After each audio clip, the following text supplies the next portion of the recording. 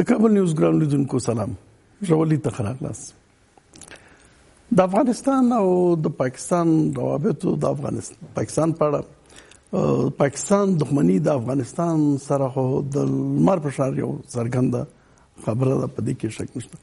لیکن زموږ د حکومت اړیکې او روابط په یو رقم ابهام کې ورسره دي. کله دښمني او بیا په عمل کې کوم ځای چې راشي، مثلا کله چې دا د وزیر اکبر خان چاودنه وشوله،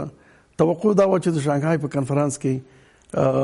زمونږ حکومت به دا ټول اسناد او شواهد او دا خبره التمس په سر کې چې پاکستان یو تروریست هیواد دی، دغه زمونږ خلک وژني. لیکن د دې برعکس زمونږ رئیس جمهور هلته ورغی او نواز شریف ته غېږه ورکړلې او د هغې نه وروسته دا خبره هم دغسې په ابهام کې ده. اوس د پاکستان د پارلمان یو هیئت راغلی دلته په اصلاح د روابطو ښه کولو لپاره. د هغې نه مخکې یو شمېر ژورنالستان راغلي و، دلته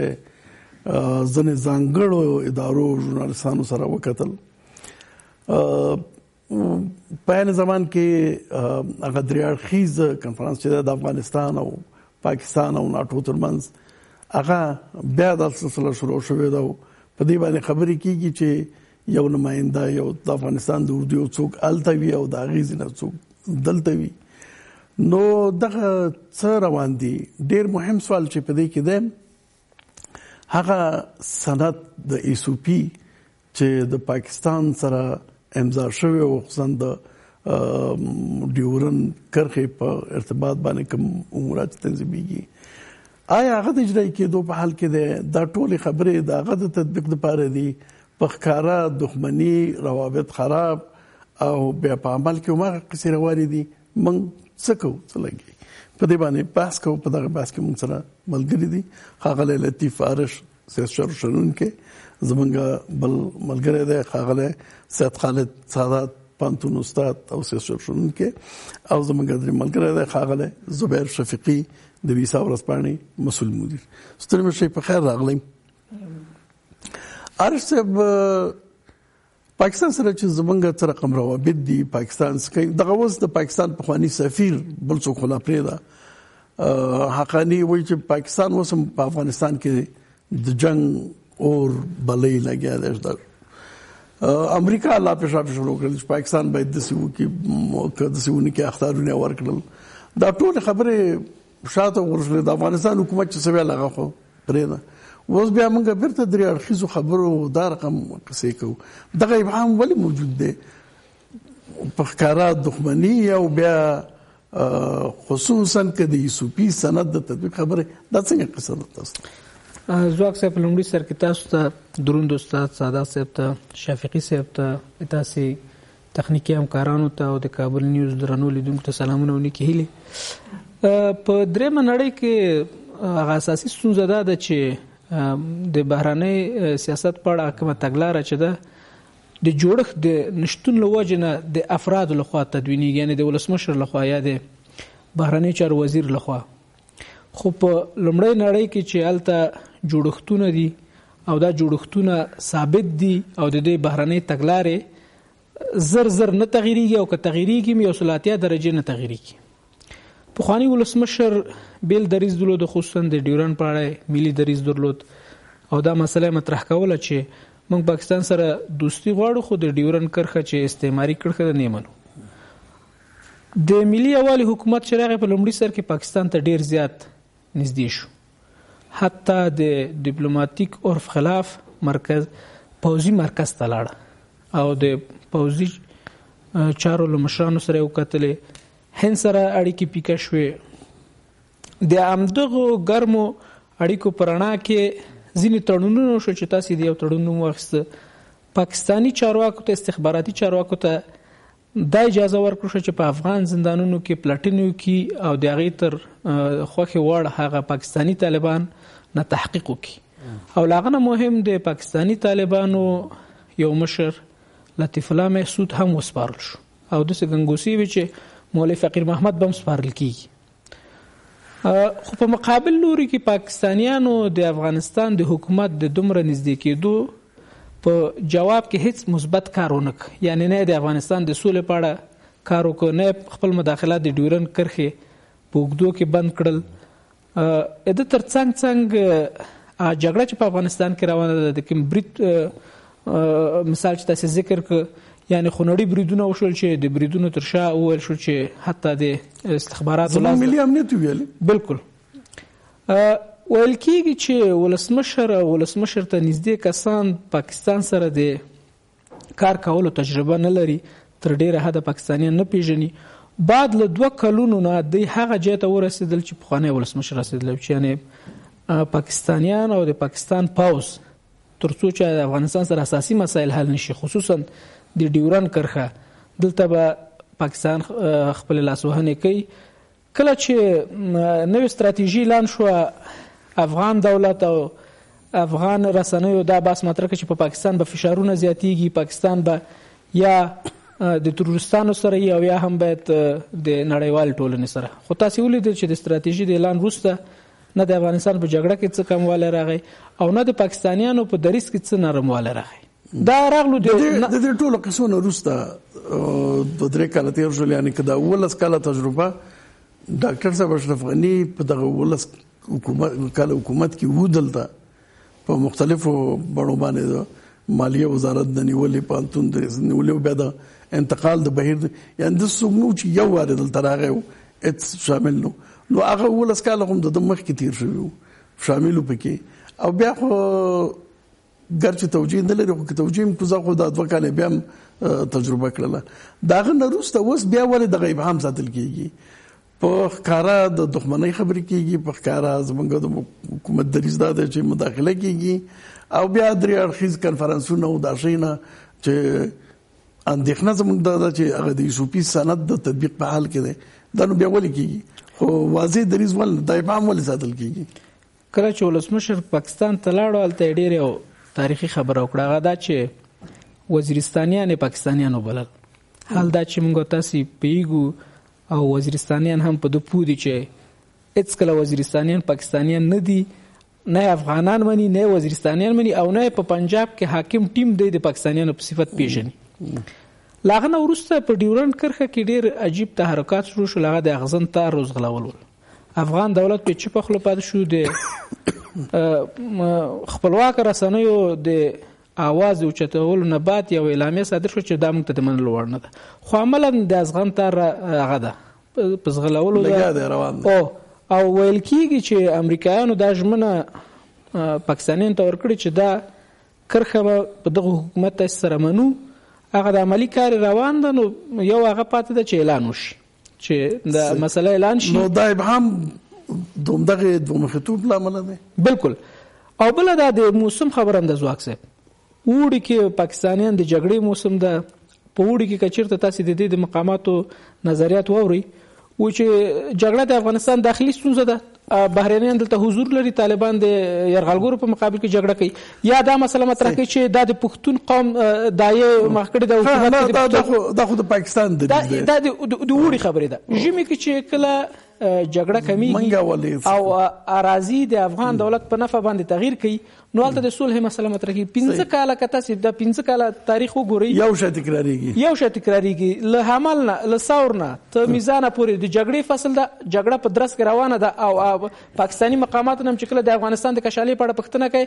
وایي چې دا کورنۍ مسله ده، موږ پکې هغه نه لرو. له میزان نه ته هوده پورې بیا د صلح مسله ده. دا خو زموږ د بدبختۍ انتها ده چې مسلسل موږ بیخي بس د هغې تابع، هغې چې کله د جګړې خبره کوي د جګړې خبره، او کله چې د سولې خبره کوي موږ ورسره. ساده صاحب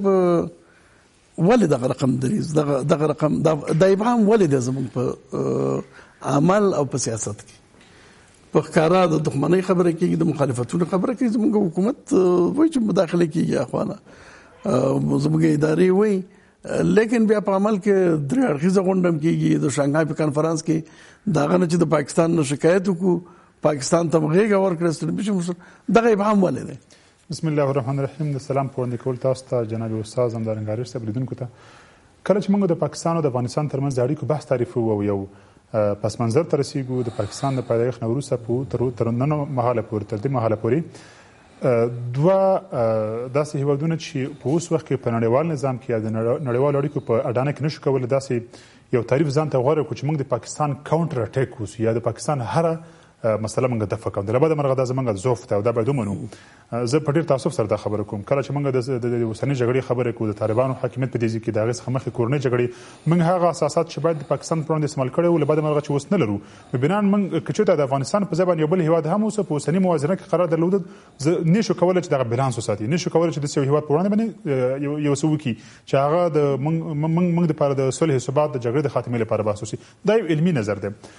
دویمه خبر مال لپاره ډیره مهمه ده هغه دا چې په اوس وخت کې ولې پاکستان داسې اوس غواړي چې دغه د پیپل ټو پیپل کم کنیکشن چې د یا خلکو سره چې کوم اړیکې د خلکو ترمنځ جوړیږي د اوس د پارلمان کوم هیئت د پاکستان د هم د خلکو پرمایندګي باندې راځي حکومت پرمایندګي نه راځي لدې مخکې د ژورنالیستانو راتګ هم د ولسی تړون پر اساس یا د افغانستان او د پاکستان ترمنځ د خلکو د روابطو خکول پر اساس دلته مال پر د ډېر جالب ده چې اوس د امریکا د ادرست نه د خپل د ولسمشر ټرمپ د ستراتیژي خورسته او سنۍ خبر نوې خبر چې د پاکستان پر وړاندې باندې کیږي کله چې ټیلرسن خبره کوي چې د پاکستان د اوسنۍ سیاست ادامه ورکړي خپل خاور بدلاسه ورکړي یا اوسنۍ راپور تاسو کتل اوس چې پینټاګون خبر کړی دی چې پاغې کې د داعش او طالبان او جیش محمد او لشکر طیبه دغه ټول دغه افراطي ګروپونه پاکستان منتون کړی دي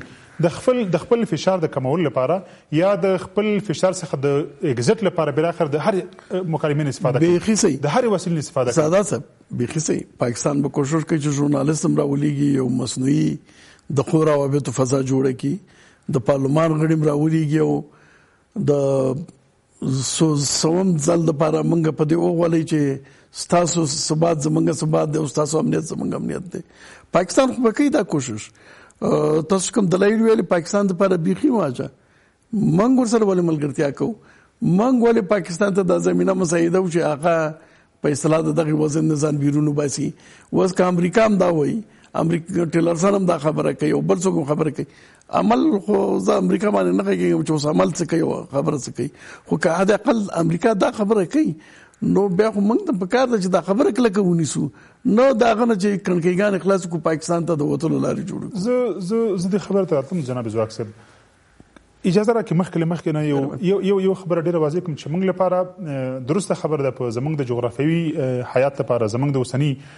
نظام د ثبات لپاره او د افغانستان د جغرافیې لپاره یو باثباته پاکستان زموږ لپاره په ګټه ده دا خبر ولسمشر کرزیم کوله ولسمشر اشرف غنی کوي او دا یو حقیقت دی اما ورته تعامل موږ د پاکستان څخه غواړو په دې شرط چې د یو باثباته افغانستان درلودل یا د یو سټیبل افغانستان درلودل په هیڅ صورت د پاکستان د ضرر لپاره تعریف نشي. د دې فکری تولید د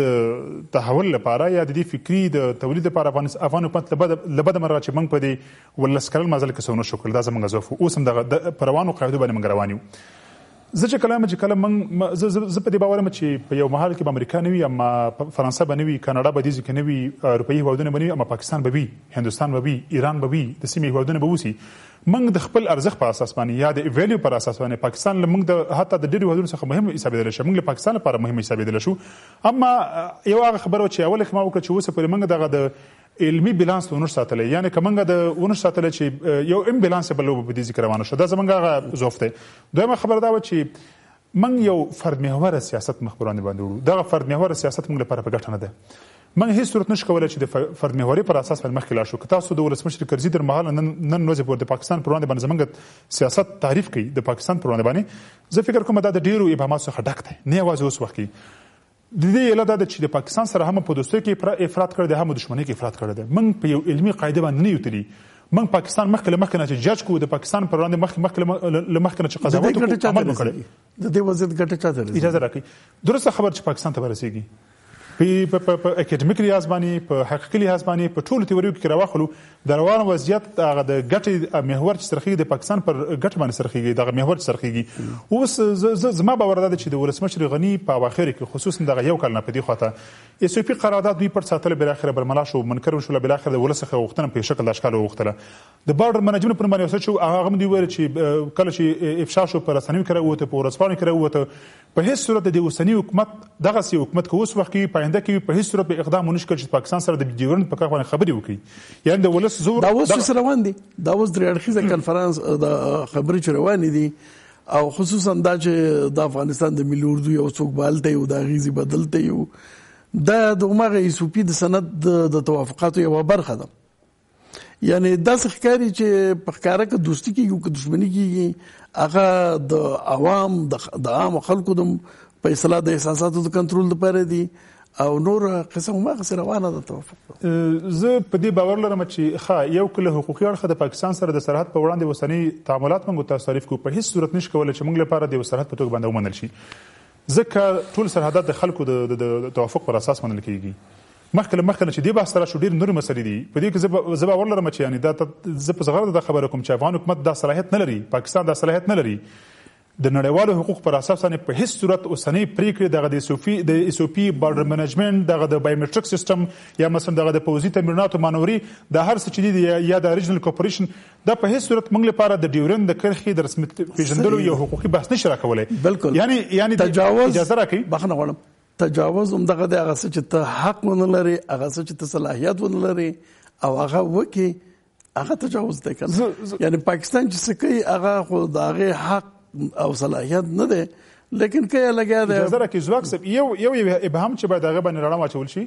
افغان حکومت چې هر څه کې د پاکستان سره هغه باید روښانه اوسي که چیرته مثلا تاسو اشاره وکړه یا مثلا هغه خبر چې په بحث باندې اشاره کوي روښانه اوسي که چیرته موږ پټه ډیپلوماسي لکه د دویمه نړیوال جګړې پر اساس باندې پر مخ کېږو زه فکر کوم دا په هیڅ صورت د افغانستان حکومت لپاره د افغانستان د نظام لپاره په ګټه نه دي. زه باور لرم بیا هم وایم چې حکومت هم په دې پوهېږي چې موږ لپاره د ډیورند د کرښې منل کېدل په هیڅ صورت زموږ هغه د هغه د صلاحیت نه مختلف خبره ده، اما دغه مبهم حرکتونه یا داسې حرکتونه چې نتیجه یې مبهمه اوسي زه فکر کوم چې ولس په شک اچول دا خبر نه ده، رسنۍ په شک اچول د دې حکومت په تاوان دي، زموږ د نظام په تاوان دی، زموږ د جغرافي په تاوان دی. زه یو شی واضح کول غواړم چې هغه دا ده چې په اوس وخت کې په اوسنۍ اوضاع کې موږ د ډیورند د کرښې د رسمیت پیژندلو لپاره یا د هغې د دعوې د حل کولو لپاره اوسنی بحث باید فقط یو تیوریکي یو علمي بحث مخ وړاندې ویسو تر څو موږ د دې جوګه شو تر څو موږ کمپاین وکړو. موږ لپاره ډېر مسایل نور دي چې تر څو موږ د رسمي سرحد په توګه پاکستان سره خبرې وکړو، اما په دې باندې موږ خپل انرژي مصرف کړو. درست لیکن هغه توافقات چې نتیجه په یو ترتیب د ډیورند د کرښې رسمیت پیژندل کېږي نو ملت خو باید هغې په جریان کې وي. شفیقي صاحب یوازې دلته د ډیورند د کرښې د رسمیت پیژندلو خبره نه ده، دلته خو نور خبرې روانې دي. مثلا د داعش خبره روانه ده، همدا اوس ویل کېږي چې د کونړ کې څه کېږي او شمال کې څه کېږي دا خبره په خپل ځای په پکتیا کې د داعش موازي چې د طالبانو موازي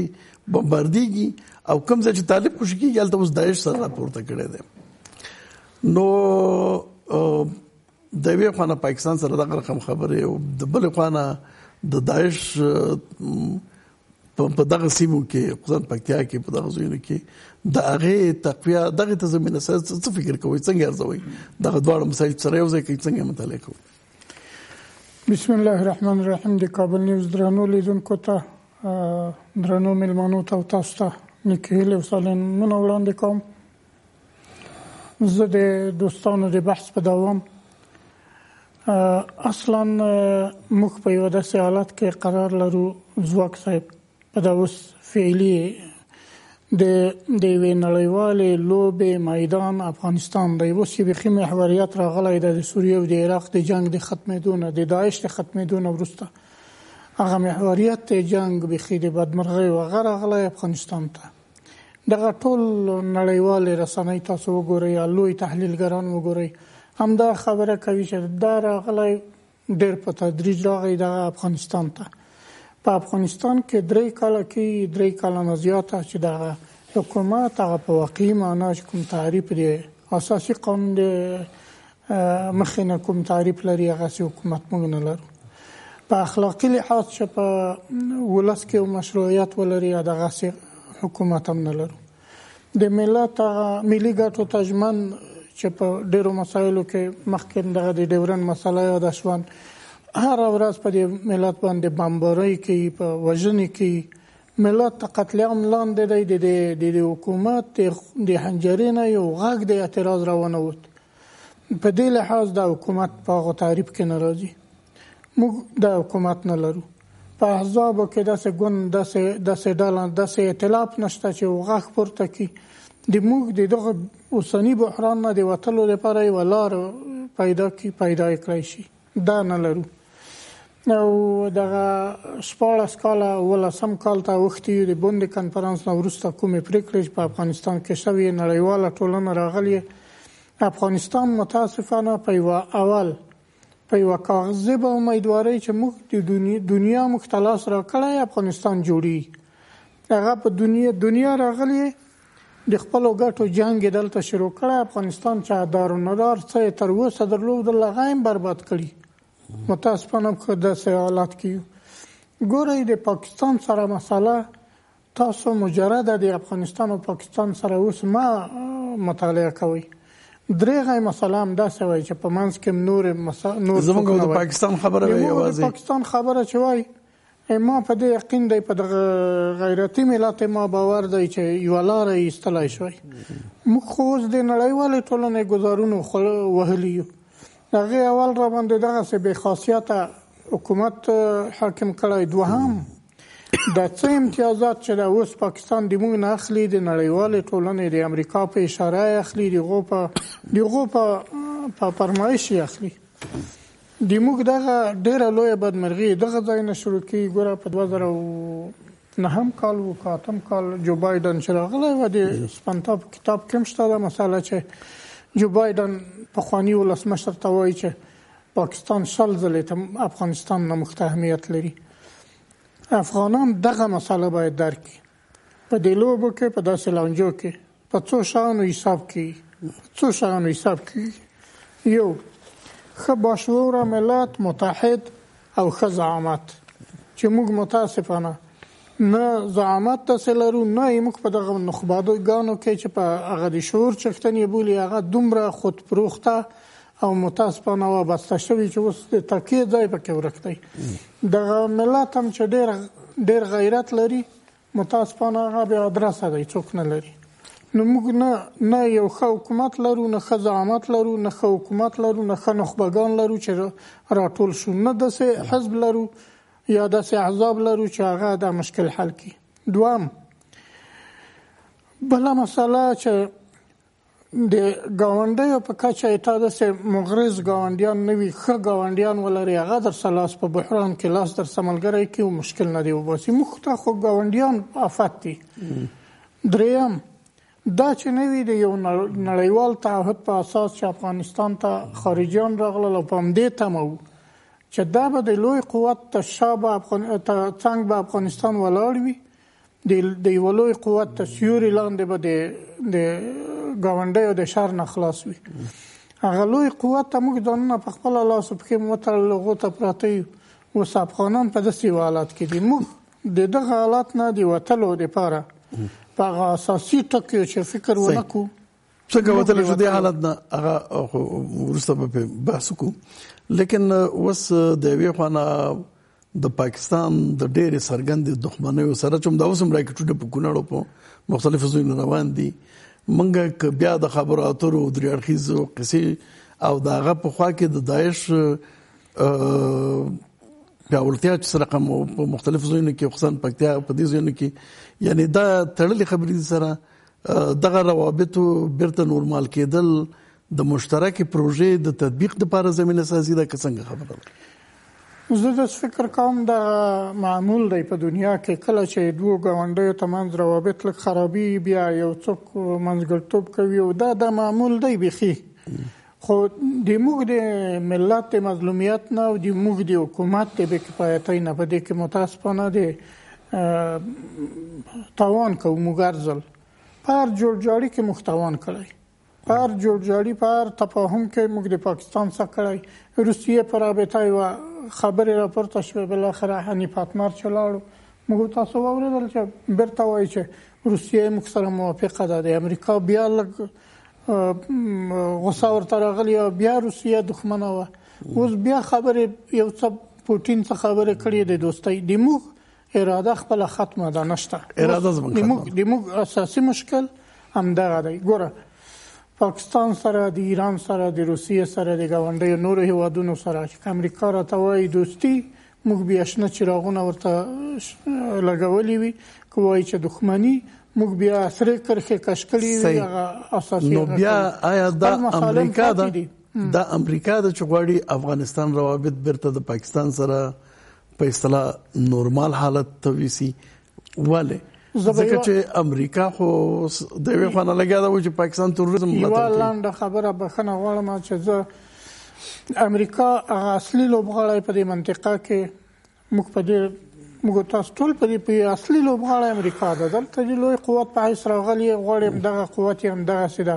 طبیعي منابع اوس د افغانستان قانون هم را خبره افشا شوې هغه هم دي او د بحران دوام د بحران لیږدول د افغانستان د حدودو نه بیرون ته داعش د همدې لپاره یو شعار د همدې لپاره دی او پاکستان په پروژه کې ورسره شریک نشي په هماغه ورځ د پاکستان سرنوشت موږ نه ډېر خرابېږي. صحیح. اوس یو لنډه دمه لرو، دمې نه وروسته بحث ته ادامه ورکوو.